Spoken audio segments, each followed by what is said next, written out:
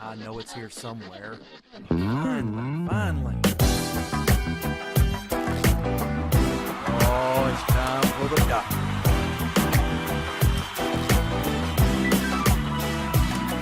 You're listening to Dr. Bill, the computer curmudgeon. Take it away, Doctor. Well, it's that time again, and the doctor is in. It's time for another Dr. Bill, the computer curmudgeon netcast. And I'm glad you could join us this week on the netcast because we've got some great things for you. And got to talk to you about so many techie things. It's all about the tech. Yes. So here's the thing. We're proud members of the Tech Podcast Network, techpodcast.com. If it's tech, it's right here on Dr. Bill, the computer curmudgeon. It just left my mind what we always start the netcast off with. But you know that we're proud members of the Tech Podcast Network. We're also a member of the Blueberry community of netcasts. Blueberry is much broader in scope than techpodcast.com. So there's all kinds of stuff out on Blueberry. There's some very strange things out on Blueberry. You say, stranger than the Dr. Bill show? Well, no, probably not. What are you going to do? Anyway, this week we have stuff. Let me show you something over here. I always look over here to the table next to me because that's where I keep all my stuff. This... You say that's a remote. Yes, it is. It's a remote. I have a lot of remotes because I have a lot of tech toys. But this is part of the latest acquisition of technicness. It's hard to say. It's not even a word. I do that. Anyway, this is the remote for the Tivo that I just got. There's an empty box right over there and a Tivo plugged in over there under my HD TV that I've been playing with. And I've had a lot of fun with it so far. The Tivo is a very interesting device. It's a DVR, which I've had DVRs for quite a long time. Actually, the DVRs that I've had have been the property of Time Warner Cable Company. And I'm on a quest, as many of you may be as well, and that is to cut the cable cord and go entirely net. Nothing but net. Meaning to get my TV fix over the internet and through the air. See, there's this weird thing called free broadcast TV. Perhaps you've heard of it. You're going, what? I haven't tried the broadcast TV thing since they went digital back in 2009. So I thought, well, I'll try that. And actually, if I had planned this better, that's a different remote, by the way. If I had planned this better, I would have, this, on the other hand, is a mouse. I would have shown you the antenna that I built for broadcast TV. You say, Dr. Bill, why'd you build an antenna for broadcast TV? Why don't you just use some rabbit ears? Because it's a whole different thing these days. It's all digital, not analog. And so I got myself a Pringles can. Yes, I did. Strange as it may seem. What you do is you take your Pringles can. You eat the Pringles. That's an important first step. Eat the Pringles. I had no problem with that. I like Pringles. Anyway, I ate the Pringles, and I had a can. Yes. Now, you don't throw the can away. Most important point here. Don't throw the can away. No. Instead, go to the store and get you some duct tape. Not duct tape. Quack. No. Duct tape with a T on the end. And get you a nail. This is an imaginary nail. Okay, it's better than an imaginary friend. But anyway, get a real nail. Take your nail Then take a 75 ohm TV cable, like you would use for a regular cable, with the little pointy wire sticking out of the end of the little crown thing around it that you screw into the little antenna port. Cut that off. So of course you have to use a cable that you don't mind cutting the end off of.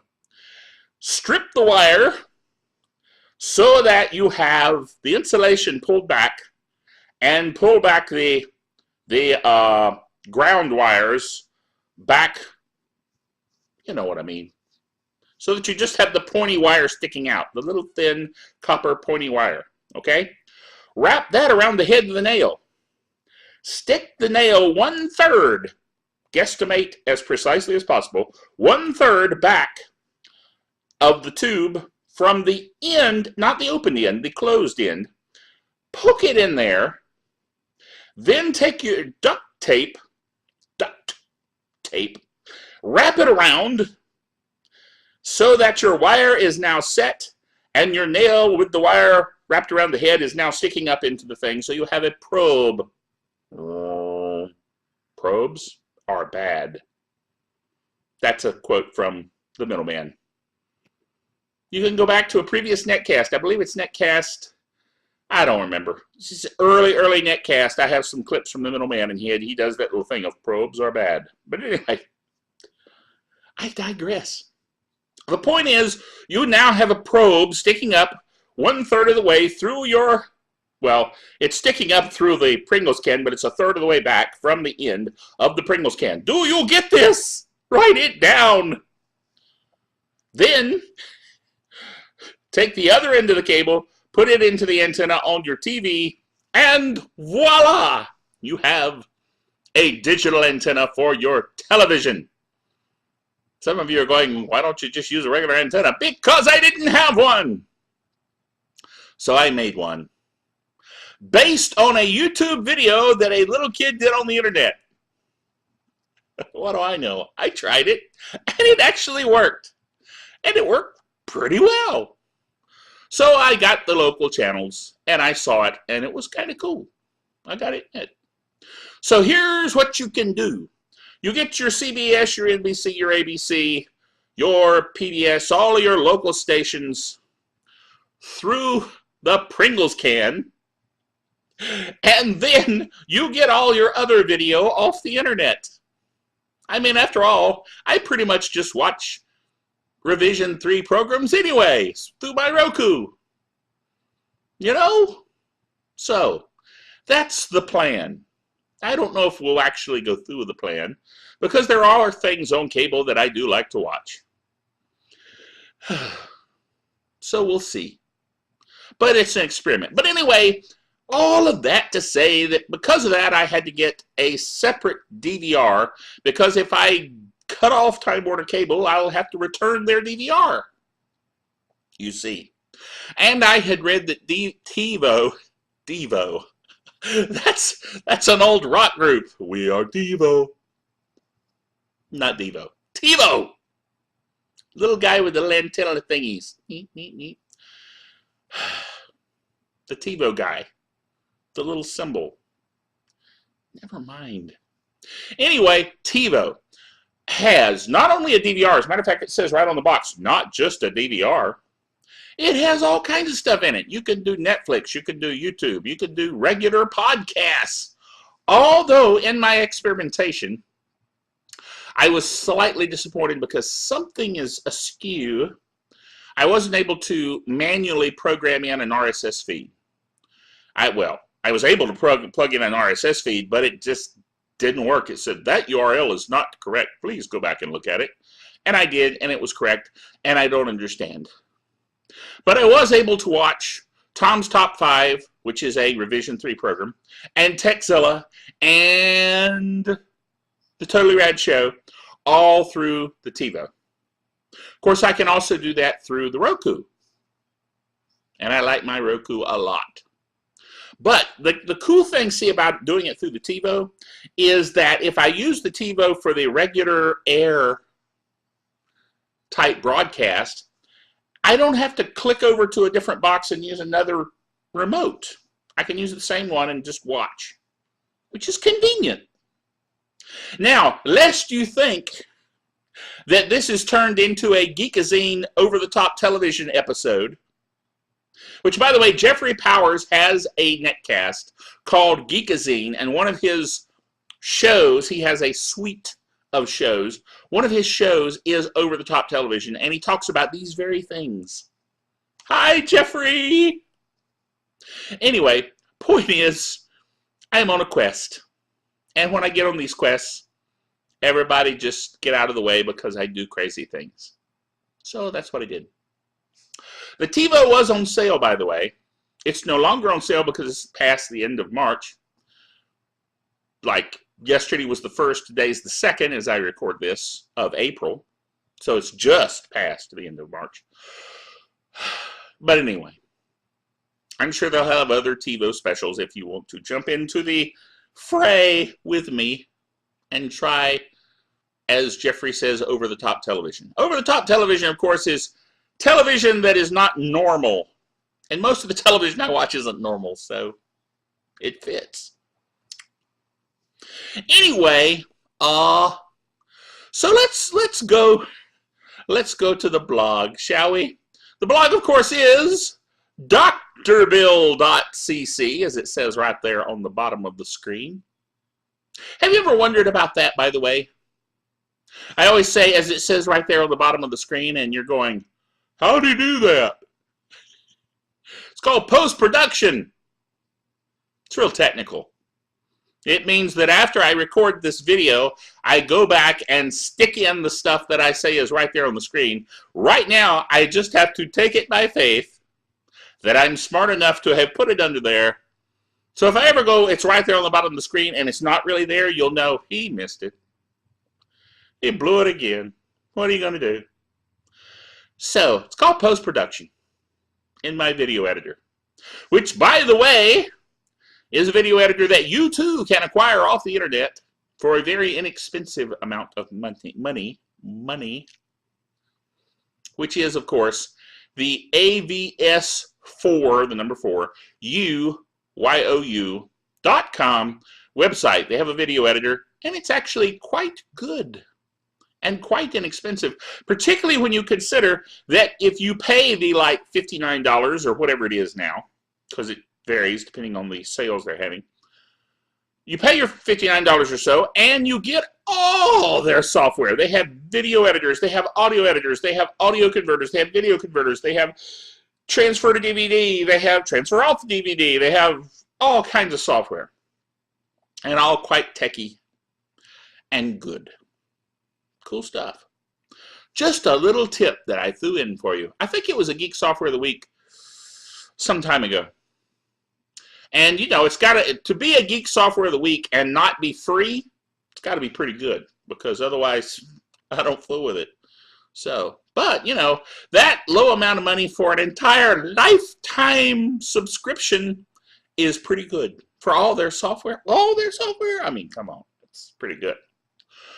Okay, to the blog. The blog, of course, being drbill.cc, which I've already mentioned. CC stands for Computer Curmudgeon, as you know. And the blog tells us that Intel has new solid-state hard drives. Can has a solid-state hard drive?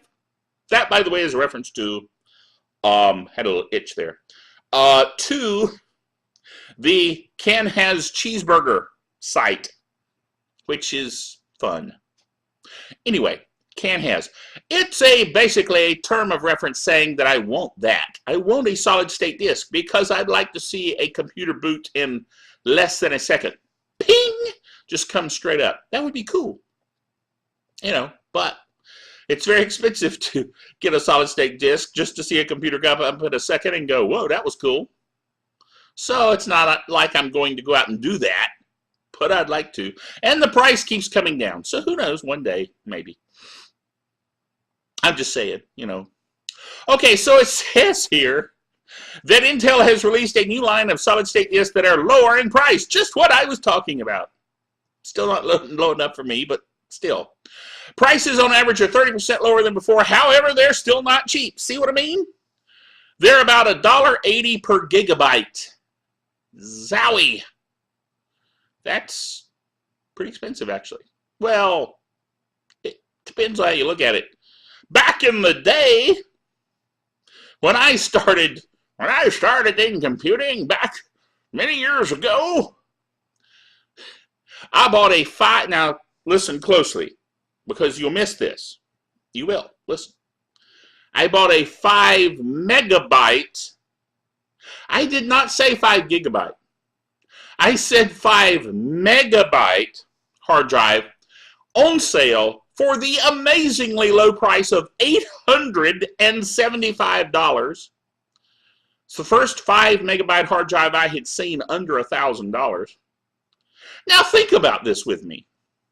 Some of you are used to the old style plastic floppy disks that look like, the Star Trek original series disks. Those little disks held 1.44 megabytes per disk. So 5 of those little disks would be a little over 5 megabytes. You getting me?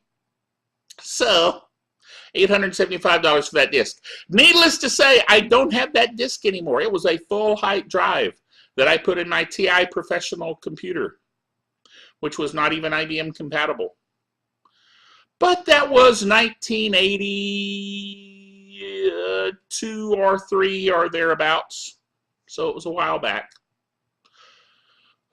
Sure wish I had that $875 right now. I'd go out and buy me a tablet computer like a Zoom. Dude.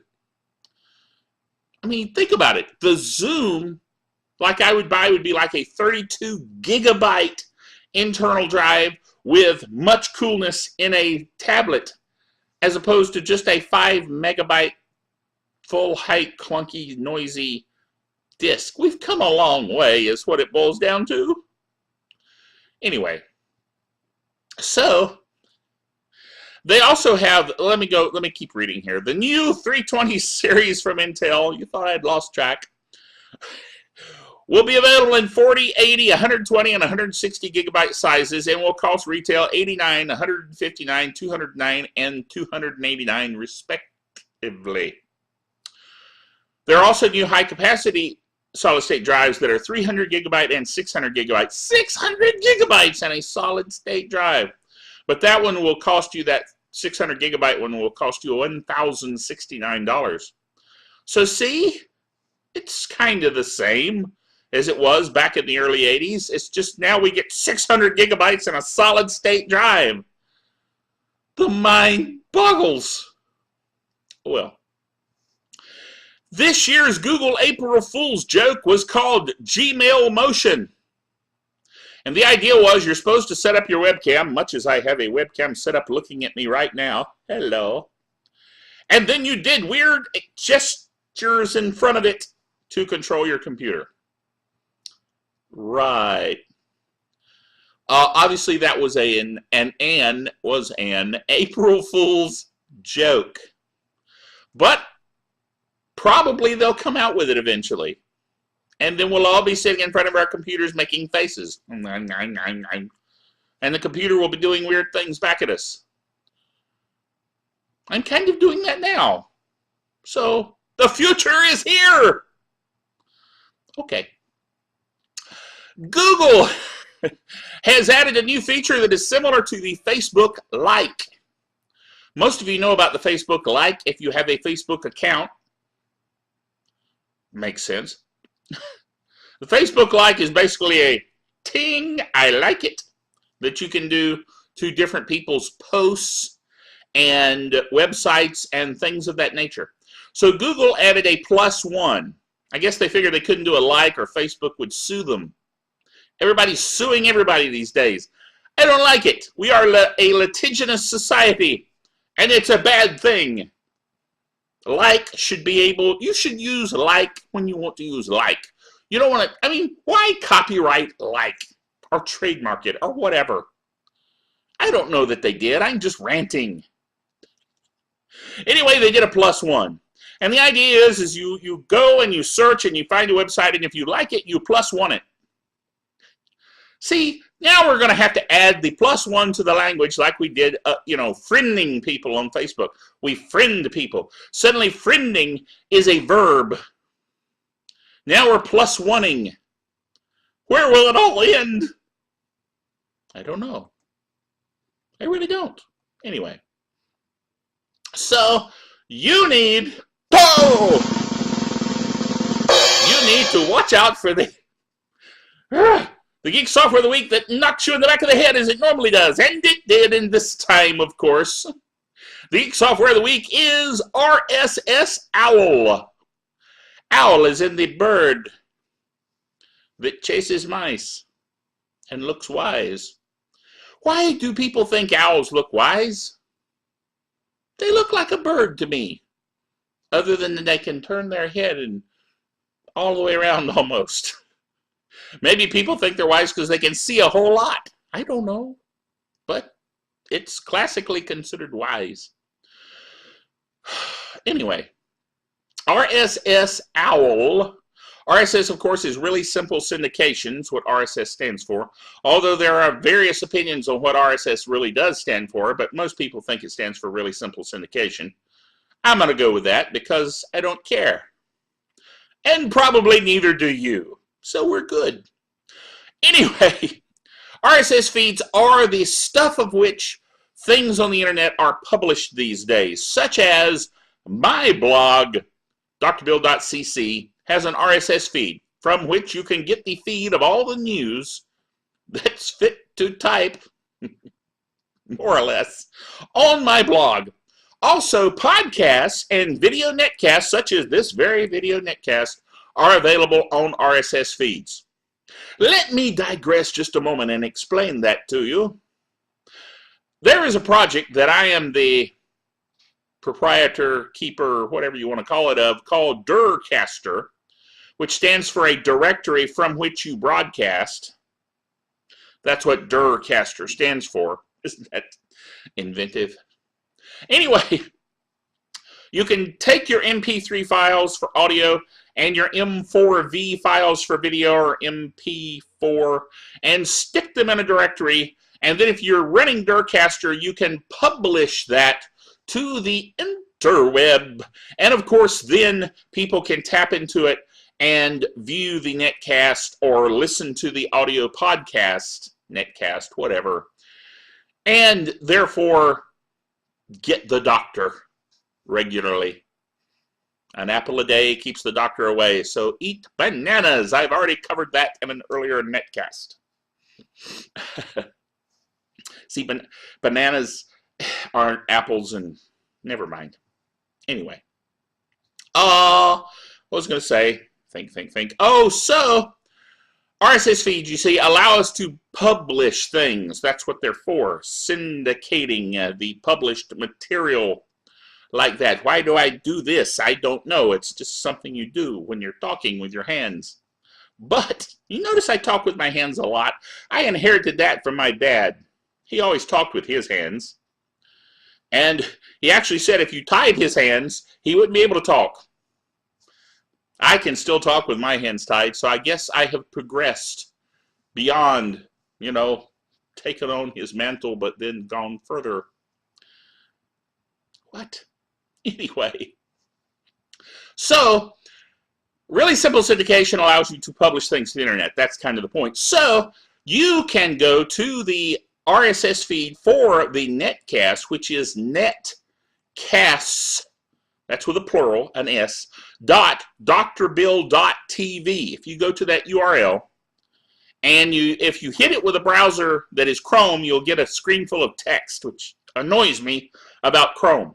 But if you do it with Mozilla's Firefox or Internet Explorer 9, you'll get a nicely clean page of information from the feed, and you'll be able to look at it that way.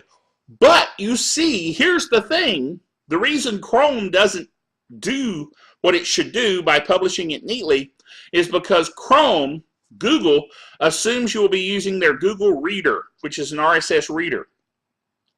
RSSOwl is an RSS reader, much like Google's news reader. Okay, so RSSOwl has a tremendous list of features. Matter of fact, the list of features is so long it became a very long article on post on the blog.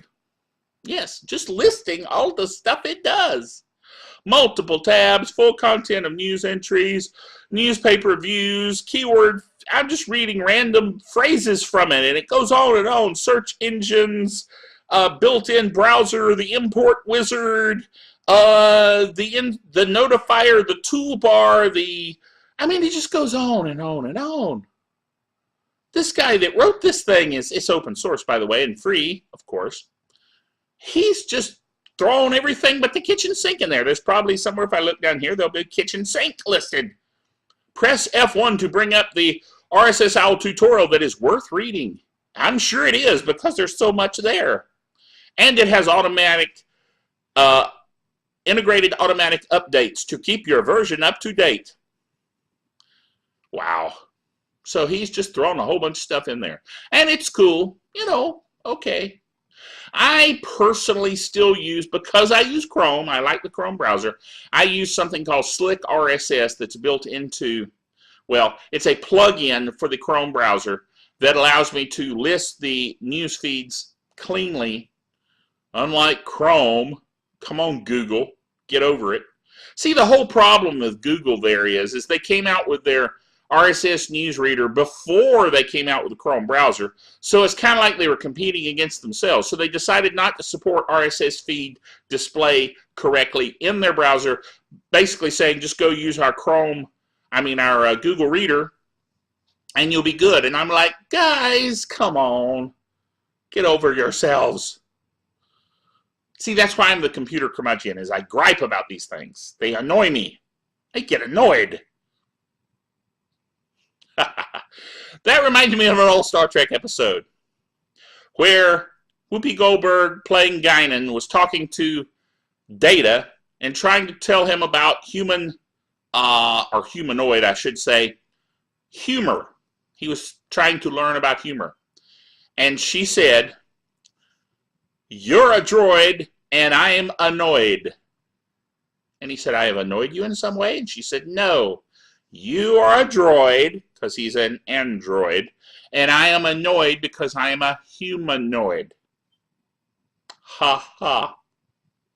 Funny, get it? I mean, she's a professional comic. That was not such a good joke, but it was one of those kind of things that make you go, okay, yeah. Anyway, that's what it reminded me of. Isn't it strange, the things I think about? Yes, you say. Of course it is. So, that's pretty much what I had for you this week. Let me click the little icon there. Whoa, we've gone a long time on this netcast compared to others. I thought it was fairly short, but I just talked and randomly went on for so long that apparently it became a long netcast. So there you go. Until next time, the doctor is out of here.